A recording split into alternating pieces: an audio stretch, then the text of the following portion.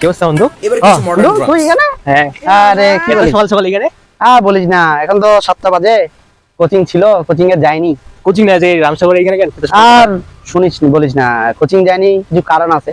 কি কারণ সেটা? আমাদের কোচিংটা এমন একটা কোচিং, এই এলাকার মধ্যে দেখি নাই আমি মনে হয় কোথাও। প্রতি শনিবারে সাপ্তাহিক পরীক্ষা নিচ্ছে, আবার প্রতিদিন বাংলা ইংরেজি হাতে লেখা, ছোট সওয়ালের মতো, ছোট বাচ্চা যেরকম হাতে লেখা গুলো নিয়ে এরকম করে প্রত্যেকটা দিন বাংলা এক কথা, ইংরেজি এক কথা হাতে লেখা নিচ্ছে। হাতে লেখা নাকি ভালো করার জন্য প্রতিদিন হাতে লেখা লিখতে হবে। এটা তাহলে প্রতিদিন একটা করা বিরক্তিকর কাজ আমার কাছে। আবার প্রতি শনিবারে সাপ্তাহিক পরীক্ষা, মানে শনিবারে দুই কয়টা দিন ক্লাস হবে, 6টা দিনের যে পড়াগুলো ওগুলোর উপর আবার শনিবারে সাপ্তাহিক পরীক্ষা 30 মার্কের। গোটা মাসে তো পড়তে বসে। আরে আরো শুন, আরো আছে। আবার মাঝে মাঝে এই অধ্যায়ভিত্তিক পরীক্ষা, এই যেমন শনি রবিবারে হিরা স্যারের গণিত ক্লাস আছে, আবার সোমবারে আবার গণিত পরীক্ষা নেবে। আবার যদি সায়েন্সের হয় তাহলে আবার বুধবার বৃহস্পতিবারে যেগুলো পড়াবে, আবার ফির মঙ্গলবারে সায়েন্সের বিষয়গুলো ওগুলোর উপরে পরীক্ষা নেবে। মানে জীবনটা একেবারে ঝালাওয়ালা করে দিতে বন্ধু। কঠিন অবস্থা। তোর কি খবর বল? তোর কি খবর? আমি তো আসি বিন্দাস একবারে। আরে দেখা যাচ্ছে, আরে একবারে হিরো তো আসি, ওইজন্য আমাদের টেনশনে ঘুমেই হয় না। টেনশন আর আরেটা, এটা জিনিস শুনলে তো আরো অবাক হয়ে যাবে। আমাদের ডেইলি রুটিন করে দিতে, এমন রুটিন একেবারে 4:30 থেকে উঠতে হবে, 4:30 থেকে উঠে কখন কি পড়বো না পড়বো সব করে দিচ্ছে স্যাররা। মানে একবারে নিঃশ্বাস নেওয়ার সময় নেই, এরকম অবস্থা। ঘুম থেকে উঠতে উঠতে তো 7টা দেখি না একেবারে কি অবস্থা, আমাদের বুড়ার মতন হয়ে গেছি আমি একবারে। বাড়িতে তো কোচিং না গেলে কেমন চিল্লাচ্ছে, ওই তো কষ্ট করে। আরে আজকে আমি যাইনি, এই যে আজকে যাইনি, এখন যদি এখন সকালে করে আবার না গেলে প্রত্যেকদিন সকালে করে ফোন দেওয়া যাবে যে আপনার সন্তান আসেনি। তুই বাড়ি ফোন নাম্বার দিছিস রে? ওইজন্য বাড়ি ফোন নাম্বার দিবি তুই? তোর ফোন দে না? না, ফোন নাম্বার দিবি অন্য কারো নাহলে নিচে দিবি। আল্লাহ, এই বুদ্ধিটা আমার আগে দিবি না? আমি তো বাসার নাম্বার দিয়ে দিছি। আমার তো 4টা সিম, কয়টা নিবে? দুইটা বন্ধু তো দুইটা সাথে তখন ফোন দিবে, তখন কই রাখবো ভাই। বিশাল বলছি বন্ধু, এমন একটা কোচিং এ আছি, খুবই পেরার উপর। আবার না পারলে বাইরে কান্দুরি উঠে বসা, রাস্তার ধারে দেওয়ার। আমাদের কোচিং এ রাস্তা দাঁড়িয়ে দেওয়া, রাস্তা দাঁড়িয়ে নিয়ে আসে, মান সম্মান আরো শেষ। এরকম যদি মান সম্মান থাকে, পেরায় যায় না। কি করা যায় বলতো? মুখ দেখাবি কেমন করে? কি করা যায় বলে, এখন এত পেরেশানি আর ভালো লাগছে না। এই জন্য আমি আজ কোচিং এ জানি, আজকে এই যে সকালে আসি রামসাগর দেখার জন্য, পাখি টাকি দেখার জন্য আসি, আসে বসে দেখার জন্য না, সকাল সকাল। হ্যাঁ, এই যে 7টার দিকে চলে আসি। তো গার্লফ্রেন্ড নিয়ে আসছি? আরে না বন্ধু, ওইলা সুযোগ আছে আর এই কি একটা কেন চাইতে পারিস না?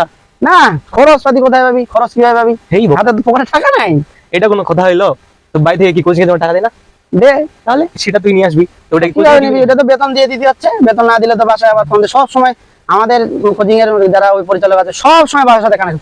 এমনও আছে হিরা স্যার না আসলে বাসায় সব চলে যায়, সকালে বাসা যায় আর নিয়ে আসে, ঘুম থেকে উঠে নিয়ে আসে, এমন একটা অবস্থা। তুই বাড়ি পৌঁছে দিবি কেন? অন্য পৌঁছে দিবি? সব লিখে নিচ্ছে এখন, ফর্মের মধ্যে সবগুলাই আছে। এত মানে কোচিং টা এখন খুবই প্যারার মধ্যে রাখছে। তো অন্য কোচিং তো আছে আরো জেলাতে। আছে নাকি পরীক্ষার আগের দিনে কোচিং এ যাচ্ছে, দেখতেছি এখানে কি জাদু মন্তর হচ্ছে, পরের দিনে পরীক্ষা দিচ্ছে, একবার দেখে দেখে যা পড়ে আছে সব কমন। ওটাই তো দরকার, এরকম কোচিং এ তো দরকার।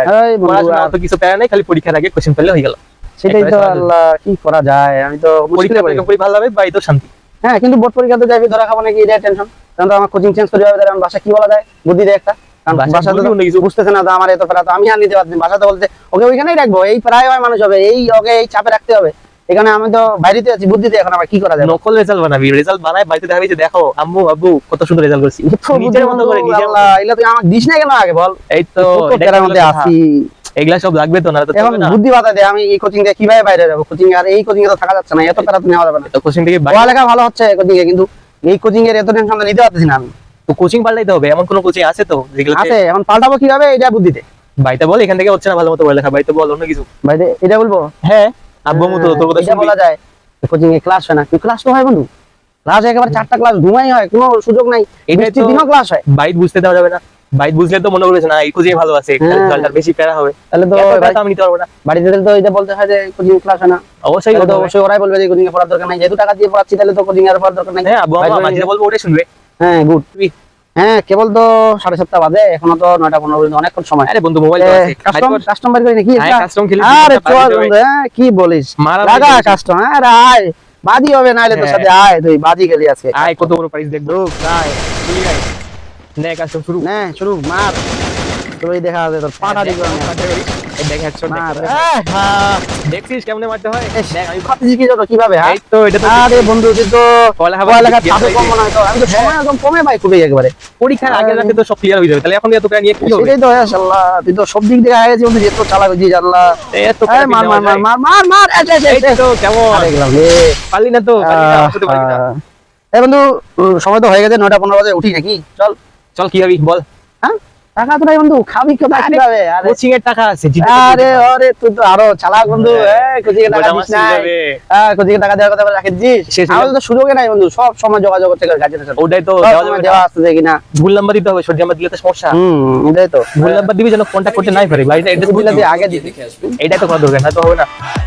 চল খাওয়া দাওয়া করি। হ্যাঁ যাবি যখন, কত এখন বেতন আছে তোর কাছে, কোচিং এর বেতন নাই। কোচিং এর বেতন দিলে পরীক্ষা দিতে হ্যাঁ চল চল চল চলো। খাওয়া দাওয়া করবো। হাঁসের মাংস খিলাবি? ওরে ভাবি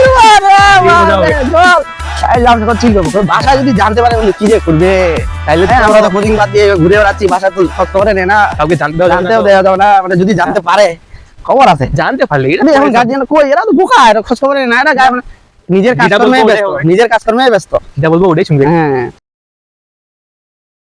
আসসালামু আলাইকুম। এতক্ষণে আমরা দুইজন টিচার, সুজন এবং আমি, যে অভিনয়গুলো করলাম এগুলো আসলে বাস্তববাদী, এবং আমরা অনেকদিন থেকে যেহেতু একটা প্রতিষ্ঠানের সঙ্গে যুক্ত আছি, বাচ্চাদের নিয়ে অনেকক্ষণ সময় কাটানো হয় এবং তাদের যে বিষয়গুলো এগুলো লক্ষ্য করি, এই বিষয়গুলো লক্ষ্য করেই কিন্তু আমরা যে অভিনয়টা করলাম এগুলো কিন্তু সব বাস্তববাদী। এবং আপনারা অভিভাবকরা যদি সচেতন না হন, কখনোই বাচ্চাদের ভালোভাবে মানুষ করে গড়া তোলা সম্ভব নয়। এই জন্য আপনারা অভিভাবকরা সবাই অবশ্যই সচেতন থাকবেন যাতে তারা পড়ালেখা ফাঁকি দিচ্ছে কিনা, কোথায় যাচ্ছে, কার সঙ্গে মিশতেছে, এবং তাদের খোঁজ খবর নেওয়া, পড়ালেখা করতেছে কিনা, কতটুকু রেজাল্ট ভালো করতেছে। আপনি শুধু একটা কোচিং এ বা একটা কোনো একটা জায়গায় বা বিদ্যালয়ে ভর্তি করে দিয়েছেন, আপনার দায়িত্ব শেষ, এটা কিন্তু না। আসলে বিদ্যালয়ে ভর্তি করে দেওয়ার পর থেকে কিন্তু আপনার দায়িত্ব সেখান থেকেই শুরু। সে বিদ্যালয়ে গেল কিনা এবং সেখানেতে সে কতটুকু শিখতেছে, সে প্রতিদিন উপস্থিত থাকতেছে কিনা, এই বিষয়গুলো অবশ্যই লক্ষ্য রাখবেন। আর বিশেষ করে ফোন কখনোই তুলে দিবেন না, তো অবশ্যই চেক করবেন, এবং তাদের রেগুলার পড়াগুলো পাচ্ছে কিনা এই বিষয়গুলো অবশ্যই চেক করবেন।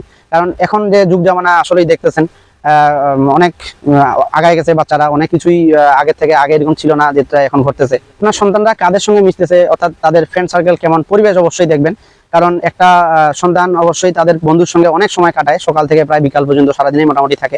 অবশ্যই পরিবেশ দেখবেন, এবং আরেকটা বিষয় লক্ষ্য রাখবেন, কখনোই সন্তানদের উপরে পুরোপুরি বিশ্বাস করবেন না যে আব্বু আজকে স্কুল বন্ধ, বা আজকে কোচিং বন্ধ, আজকে আমরা ক্লাস নাই আজকে, বা ক্লাস হয় না, অমুক কোচিং এ আমি পড়বো না। দেখা যাচ্ছে অনেক সময় এই ঘটনা আমরা সম্মুখীন হয়েছি। আমাদের এখানে প্রচুর চাপ থাকার কারণে কি হয়, বাসা যায় অনেক সন্তানরা বলে এখানে ক্লাস হয় না, সেখান থেকে সে বের হয়ে যাইতে চায়। কি জন্য বের হয়ে যাইতে চায়? তার সুবিধার জন্য, যে এখান থেকে বের হয়ে গেলে তার সুবিধা হবে, সে এত চাপ নিতে পারতেছে না, যেহেতু তার পড়ালেখা কমে যাবে, সে আরামে থাকবে। এই বিষয়টা আপনারা অবশ্যই দেখবেন যে আসলেই কি সে সত্য কথা বলতেছে না সে বানায় বলতেছে নিজে বাঁচার জন্য। বিষয়টা অবশ্যই লক্ষ্য রাখবেন, এবং আমাদের সাথে সবসময় যোগাযোগ রাখবেন যে সে কেমন করতেছে না করতেছে। প্রয়োজনে প্রতিদিনই আসবেন, এটা আপনাদের দায়িত্ব, এবং আপনার সন্তানরা ভালো থাকবে। আল্লাহ হাফেজ।